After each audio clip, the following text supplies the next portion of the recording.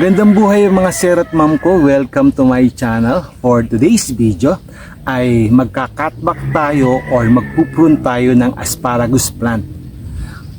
So ito yung ating asparagus plant. So 12 plants lang yan. Ito yung unang batch natin na tinanim 1 year ago. So excited ako kasi after nating mag-prune or mag-cutback, maghihintay lang tayo ng 5 to 7 days at makakaani na tayo ng asparagus spear na tulad ito. Yan. So ito yung tinatawag na asparagus spear. So samahan nyo ako guys, mga sir at ma'am ko, sa pag-cutback, pag-prune ng ating asparagus plant. Ito yung ating asparagus plant 1 year ago na ating tinanim. So ano ba yung sign na ang ating asparagus plant ay pwede nang i-prune or i-cutback? So ang mga sign nito, una ay kung ang mga dahon nito ay naninilaw na. So tinatawag nila nito na nagda-dieback na siya. Yan, naninilaw na. Sabihin medyo matured na yung ating asparagus plant. To be safe, maghintay lang tayo ng 8 hanggang 12 buwan para mag-start na tayong mag-cutback ng ating asparagus plant. To be safe lang. So ito yung ating asparagus 1 year ago. Yan. So meron tayong nilagay na mulching kasi sobrang init. So it keeps yung low temperature ng soil. Then yung moisture ay nire-retain niya. Ayan, tulad ito. Ayan. So usahan na nating i-cut yung ating asparagus plant.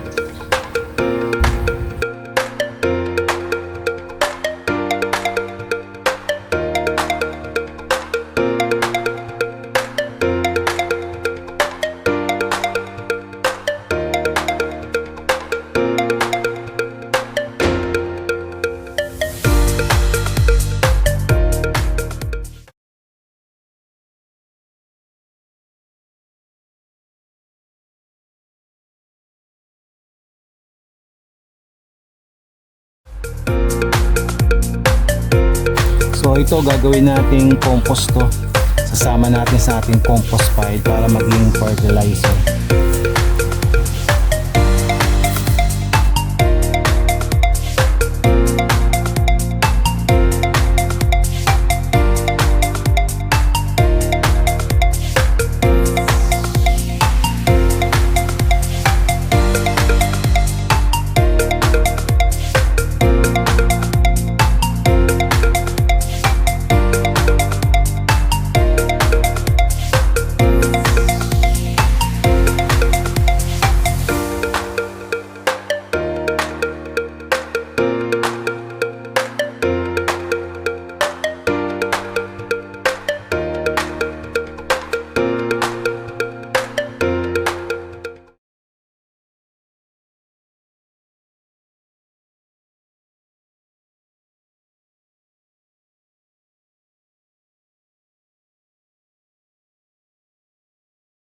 So mag-apply tayo ng compost.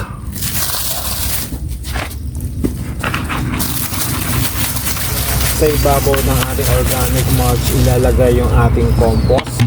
Kasi pagka diniligan natin yung ating compost ay yung mga nutrient nito ay bababa patungo sa ating asparagus crown. At the same time, yung mga organic mulch na nilagay natin ay masasama na rin ma-decompose at magbibigay na rin ng nutrients sa ating asparagus crown.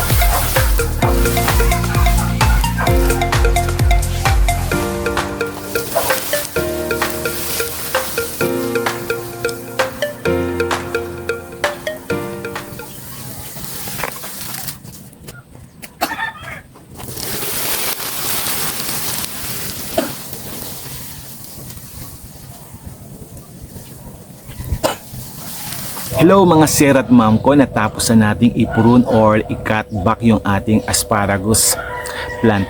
So naghintay tayo ng 1 taon bago natin siya i-prune. So ang reason kung bakit 1 taon nang hinintay natin kasi pinalalaki natin yung root system ng ating asparagus. Mas malaki ang root system, mas marami siyang ipuproduce na asparagus spear. So i-update ko kayo mga sir at ma'am ko after 5 to 7 days.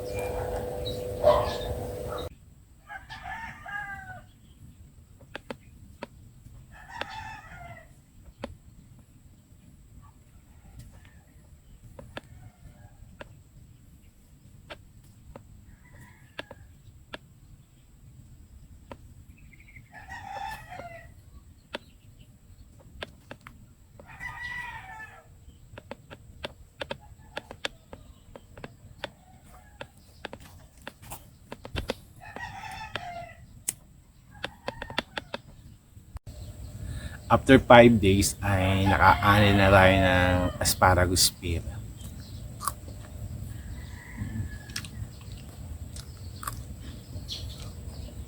Matamis. Manamis-tamis yung ating asparagus spear. After 5 days natin na cut back, ito na yung resulta ng ating asparagus garden bed. So, mag-start na tayong mag-ani ng asparagus. Meron tayong 2 months window para mag-harvest ng asparagus. Then after 2 months ay meron tayong another 1 month na rest para mag-generate ng energy ulit yung ating asparagus spear. At after a month, cut back ulit tayo. Then mag-aani na naman tayo ng asparagus spear. Another 2 months or another 2 months window na naman sa pag-harvest ng ating asparagus. Maraming salamat mga sir at ma'am ko sa pagsubaybay at panonood ng aking video. Please like, share, and subscribe na rin para matulungan nyo namang lumaki ang aking channel at nakapag-share ng video na tulad dito. Maraming salamat and God bless us all.